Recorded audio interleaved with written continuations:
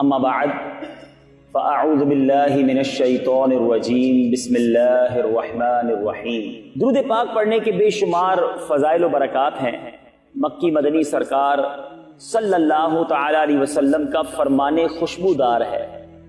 جب جمعرات کا دن آتا ہے تو اللہ عز و جل فرشتوں کو بھیجتا ہے جن کے پاس چاندی کے کاغذ اور سونے کے قلم ہوتے ہیں۔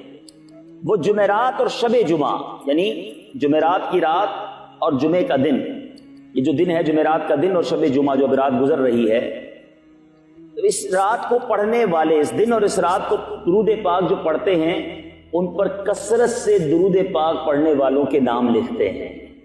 گویا فرشتے جمعرات کے دن اور شب جمعہ درود پڑھنے والوں کے نام لکھنے کے لیے زمین پر تشریف لاتے ہیں جن کے پاس چاندی کے کاغذ ہوتے ہیں، سونے کے قلم ہوتے ہیں۔ پھر کیوں نہ ہم ان دنوں میں، ان لمحات میں کثرت کے ساتھ درود پاک پڑھیں۔ آئیے مل کر محبت کے ساتھ بآواز بلند درود پاک پڑھ لیں۔ صلو علی الحبیب صلی اللہ تعالی علی محمد صلی اللہ علیہ وسلم۔ بصرہ میں ایک بزرگ رحمت اللہ تعالی علیہ مسکی کے نام سے مشہور تھے۔ ان کو لوگ مسکی کہا کرتے تھے، اور مشک کو عربی میں مسک کہتے ہیں، لہذا مسکی کے معنی ہوئے مشک بار، یعنی مشک کی خوشبوؤں میں بسا ہوا۔ یعنی بزرگ کو لوگ خوشبوؤں والا کہتے تھے۔ وہ بزرگ ہر وقت خوشبودار اور مہکے رہتے تھے، لوگ ان کے قریب آتے انہیں خوشبو آتی تھی، یہاں تک کہ وہ جس راستے سے گزر جاتے وہ راستہ بھی مہک اٹھتا، وہ راستہ بھی خوشبودار ہو جاتا۔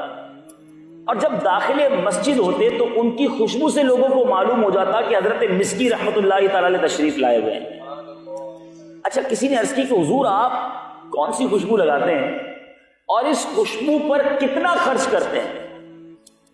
تو اب حضرت مسکی نے کیا کہا؟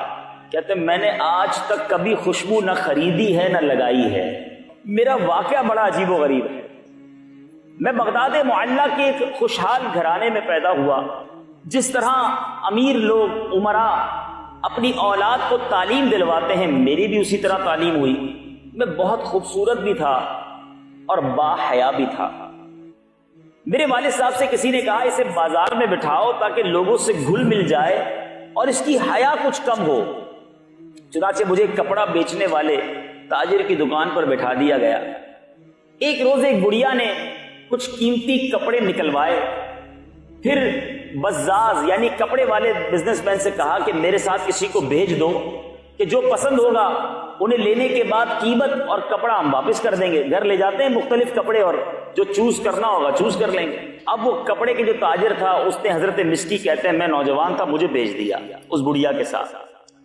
میں بڑھیا کے ساتھ جب گیا تو وہ مجھے ایک عظیم الشان محل میں لے آئی، اور اس میں ایک بڑا ہی بہت ہی ڈیکوریٹڈ آراستہ کمرہ تھا۔ میں وہاں چلا گیا، کیا دیکھتا ہوں کہ زیورات سے آراستہ خوش لباس ایک جوان لڑکی تخت پر بچھے ہوئے قالین پر بیٹھی ہے۔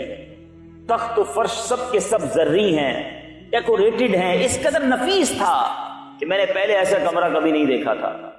مجھے دیکھتے ہی اس لڑکی پر شیطان غالب ہوا، وہ ایک دم میری طرف لپکی اور مجھے برائی کے لیے آمادہ کرنے لگی، بے حیائی اور بدکاری کے لیے آمادہ کرنے لگی۔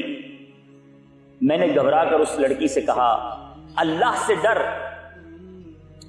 مگر اس پر شیطان پوری طرح مسلط تھا۔ جب میں نے اس کی ضد دیکھی تو گناہ سے بچنے کے لیے میں نے ایک تجویز سوچی۔ ذرا غور کریں میرے جو نوجوان یہاں بیٹھے ہیں، آج حال یہ ہے کہ نوجوان گناہ کرنے کے لیے موقع تلاش کر رہا ہے، ایسے جگہوں پر، ایسے اڈوں پر جاتا ہے جہاں بے حیائی اور بدکاری ہو، اور اس با حیا اور خوش شکل نوجوان کو آفر کی جا رہی ہے بے حیائی کے لیے، بدکاری کے لیے، دیکھنے والا بھی کوئی نہیں، کمرہ بھی بند۔ مگر اس نوجوان کو خوف خدا کیسا تھا؟ کہتے ہیں کہ میں نے اب ایک تجویز سوچی، اب کیا کروں؟ کہتے میں نے کہا کہ مجھے استنجا خانے میں جانا ہے، مجھے ٹوائلٹ میں جانا ہے۔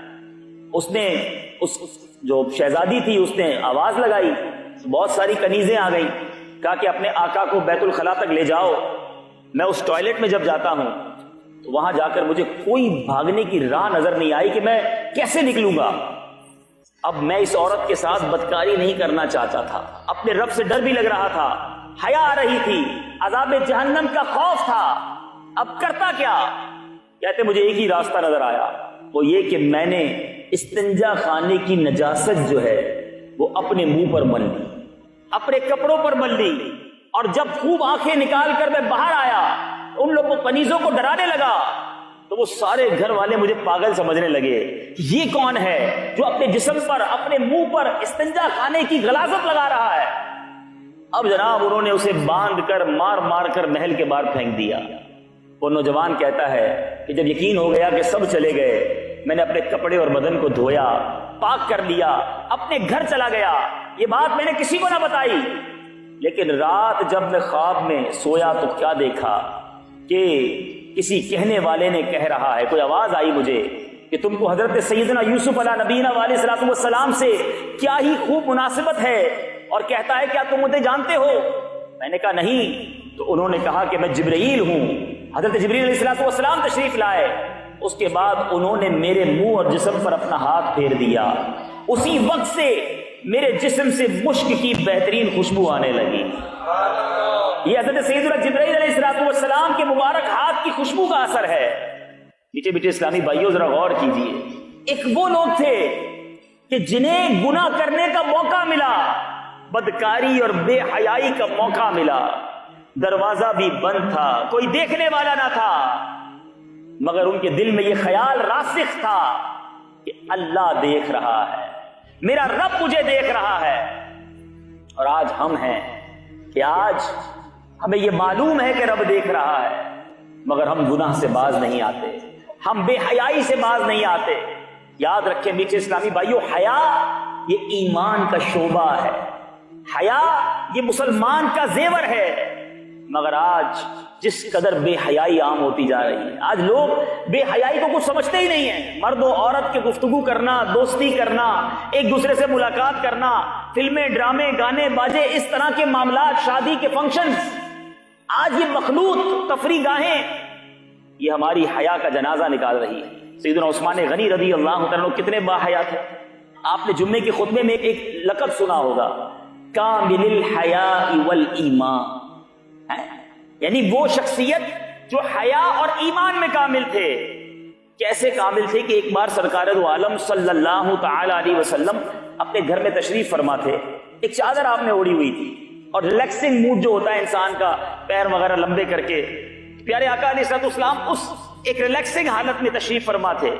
حضرت ابوبکر صدیق رضی اللہ تعالیٰ عنہ آئے، پیارے آقا سے انہوں نے گفتگو بھی کی، نبی پاک نے جواب بھی ارشاد فرمایا۔ تھوڑی دیر ہوئی تو حضرت عمر فاروق تشریف لائے، پیارے آقا اسی حالت میں رہے اور سلام دعا بھی ہوئی، بات چیت بھی ہوئی۔